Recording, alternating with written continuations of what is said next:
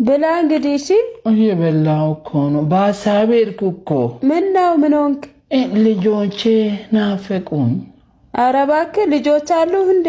አዎ እስኪ ደውዬና ላገኛቸው። ግን እሷ ስልክ የላትም። የሆነ ሰውዬ ጎረቤት አለ። እሺ በሱ ነው የምንደውለው? በሱ ደውዪ እንግዲህ። ልደውልለት? አዎ እሺ አሁን ግን 4 ሰዓት ሆኗል እኮ። 8 ሰዓት ብደውል ራሱ ወዲያው ሰጣታል። ጎረቤት ምርጥ ጎረቤት እንዴ ከተኙ በኋላ ወዲያው እንደደወልኩ ማን ነው ብሎ ሰጣትና እሷንም ልጆቼንም ሰላም እላለሁ። እንግዲህ ልጆች ብዙ ነው ያሉ?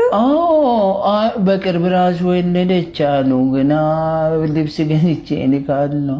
እንዴ በቅርብ እጅ አላቅም አላልክ? ቆየሁ። እኔም 10 ዓመቴ ነው። እና ሌላ ገባች ወይስ እንዴት ነው የወለደች? እንዴት ነው ያለው እየጠበቀችኝ። እውነት እኔ ምን እንግዲህ ኢልም ምንም ገዝቼ እኔ የምላከው። እንዴ ልጅ ወለደች አልከኝ እኮ አሁን። በልጅ ባረከኝ። ልጅ ነው እንዴ በእናትህ?